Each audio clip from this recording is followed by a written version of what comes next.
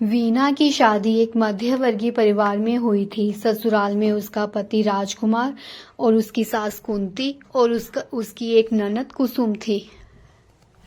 कुसुम की शादी वीना की शादी के 3 साल पहले ही हो गई थी। जब वीना की शादी होती है तो कुसुम अपने भाई की शादी के बाद अपने मायके में ही रहती है। वीना अपने मायके से जो अपने लिए सूट लेकर आई थी उसे वे अपनी अलमारी में सेट करने लगती है। तो राजकुमार कहता है कि वीना, थोड़ी देर आराम कर लो, बाद में काम ही तो करना है। शादी में काफ़ी थकावट हो जाती है। तो वीना कहती है कि मैं ठीक हूँ और ऐसे मुझे बार बार बैग में से कपड़े निकालने पड़ रहे हैं। तो सोचा कि चलो बैग भी खाली हो जाएंगे और कपड़े भी अलमारी में सेट हो जाएंगे। तो राजकुमार कहता है कि जैसे तुम्हारी मर्जी। अच्छा, मैं थोड़ी देर के लिए बाहर जा रहा हूँ, तुम्हें खाना है कुछ? तो वीना कहती है कि नहीं, मेरा मन नहीं कर रहा है अभी कुछ खाने को। इतने में कुसुम कमरे में आती है और बोलती है कि भाई, आप भाभी से ही पूछे जा रहे हो क्या खाना है, हमसे भी तो पूछ लो। तो राजकुमार कहता है कि हाँ बताओ क्या खाना है। तो कुसुम कहती है कि मेरे लिए आप समोसे ले आना। तो राजकुमार कहता है कि ठीक है, चल अपनी भाभी की थोड़ी मदद ही कर दे कपड़े सेट करने में। तो कुसुम कहती है कि कोई बात नहीं भाई, मैं कर देती हूँ मदद। फिर राजकुमार बाहर चला जाता है। तभी कुसुम की नज़र अपनी भाभी के पर्स पर पड़ती है और बोलती है कि भाभी, ये पर्स आपने कहाँ से लिया था? बहुत ही सुंदर है, कितने का है ये पर्स? तो वीना कहती है कि ये 5,000 का पर्स है, मेरी मम्मी ने मुझे बड़े प्यार से दिया था। तो कुसुम कहती है कि भाभी, अगर आप बुरा ना माने तो ये पर्स मैं रख लूं? इतना कहते ही कुसुम वीना का पर्स खोलकर देखने लग पड़ती है और पर्स में जितने भी पैसे होते हैं सब एक एक करके गिनती है। इतने में सास वीना के कमरे में आती है और देखती है कि कुसुम वीना के पर्स में से पैसे गिन रही है। वे भी कुछ नहीं बोलती और पास में ही खड़ी रहती है।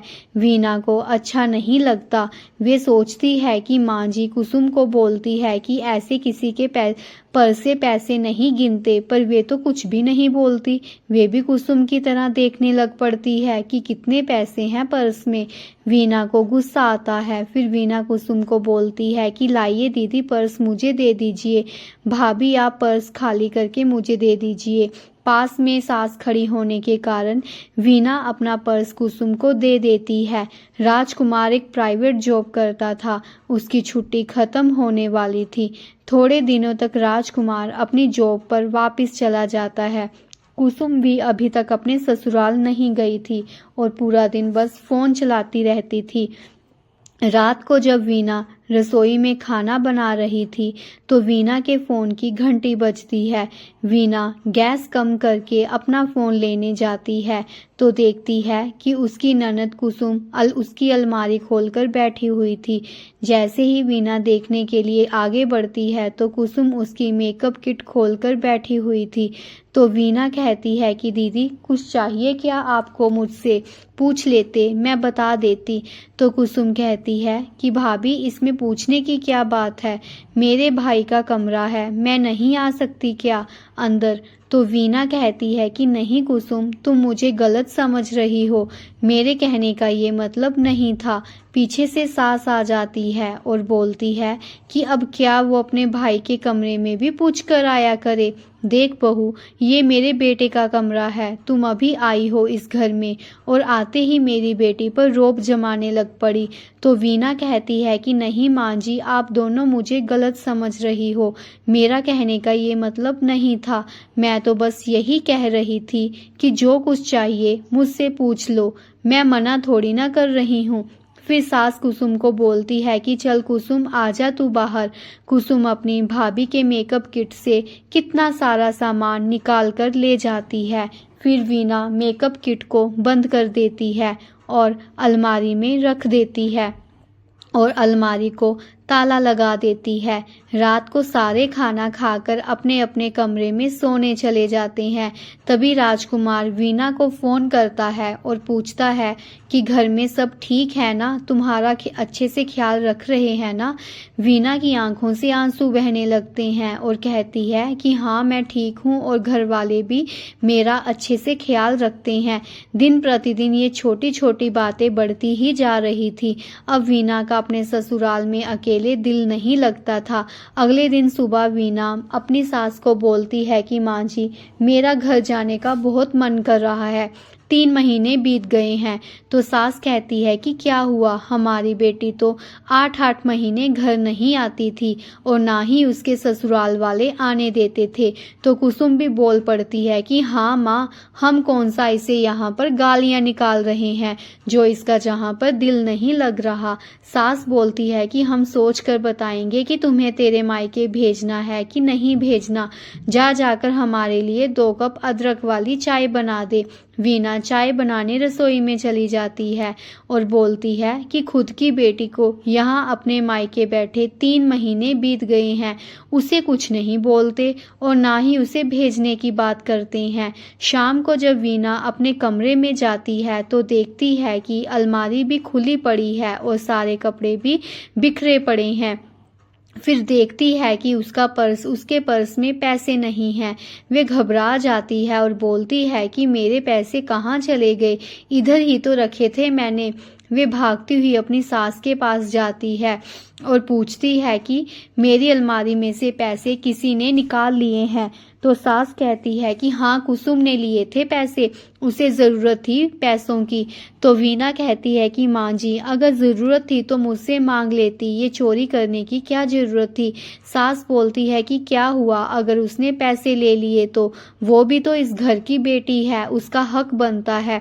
रात को जब वीना के पति का फ़ोन आता है तो वे सारी बात बताती है कि जब से आप गए हैं तब से कुछ भी ठीक नहीं चल रहा। तो राजकुमार कहता है कि मैं बात करता हूँ। तो वीना कहती है कि ऐसे फ़ोन में कोई बात नहीं करना, जब आप घर आओगे फिर बात करना। राजकुमार कहता है कि ठीक है, मैं थोड़े दिनों तक घर आ रहा हूँ। अगले दिन सुबह वीना खाना बना रही होती है तो कुसुम रसोई में आती है और बोलती है कि भाभी, मेरे लिए सैंडविच बना दीजिए। तो वीना कहती है कि बना देती हूँ खाना बनाकर। शाम को कुसुम का पति उसे लेने आता है और कुसुम उसके साथ वापस अपने ससुराल चली जाती है। रात को जब सास अपने कमरे में जाती है तो देखती है कि संदूक का ताला टूटा हुआ है। जब संदूक खोलकर देखने लगती है तो उसमें उसके बेटे की शादी के शगुन के लिफाफे नहीं थे। वे वीना के पास आती है और बोलती है कि तुम्हारी ज़रूरत कैसे हुई मेरे संदूक को हाथ लगाने की। तो वीना कहती है कि माँ जी, मैंने नहीं चुराए पैसे। तो सास बोलती है कि तुम्हारे और मेरे सिवा और कौन है इस घर में। वीना बहुत रोती है पर सास उसकी बात नहीं सुनती और उसके मायके फ़ोन कर देती है। 1-2 दिन बाद जब राजकुमार घर आता है तो सास सारी बातें अपने बेटे को बताती है। तो राजकुमार कहता है कि माँ, मुझे पहले से ही सारी बातें पता थी, पर मुझे यकीन नहीं था कि आप और कुसुम दीदी ऐसा करोगी और वीना को तंग करोगी। और आपने किससे पूछकर वीना के मायके फ़ोन कर दिया है। आपने तो मुझे कहीं का भी नहीं छोड़ा। वो क्या सोचेंगे मेरे बारे में कि इनके घर वाले कैसे हैं। तो वीना की सास बोलती है कि मैं अभी कुसुम को फ़ोन करके बोलती हूँ कि कल वो घर आई। इतनी बात हो जाने पर राजकुमार वीना को बोलता है कि मुझे पता है कि तुम्हारी कोई गलती नहीं है। अगली सुबह जब कुसुम घर आती है तो राजकुमार पूछता है तो कुसुम डरते डरते सारी बात बता देती है कि संदूक से पैसे मैंने ही चुराए थे। अब सास की बोलती बंद हो गई थी। फिर राजकुमार कहता है कि जब से हमारी शादी हुई है तब से आप दोनों ने कुसुम को तब आप दोनों ने वीना को बहुत तंग किया है। मुझे तुम दोनों से ये उम्मीद नहीं थी। सास और ननद के पास कुछ नहीं था बोलने के लिए और वे चुप रहती हैं। राजकुमार कहता है कि अब कुसुम को साथ ले जाने के लिए आया हूँ। तो सास बोलती है कि नहीं बेटा, ऐसे मत बोलो। राजकुमार कहता है कि नहीं माँ, बस जब आप अपने घर का माहौल ठीक करोगे मैं तभी वीना को घर में छोड़ूंगा, ऐसे नहीं। सास और ननद एक दूसरे की तरफ देखने लग पड़ती हैं और अगले दिन राजकुमार वीना को अपने साथ लेकर चला जाता है। तो फ्रेंड्स, अगर आपको मेरी कहानी अच्छी लगे तो प्लीज़ चैनल को लाइक, सब्सक्राइब, शेयर और कमेंट ज़रूर कीजिएगा। धन्यवाद।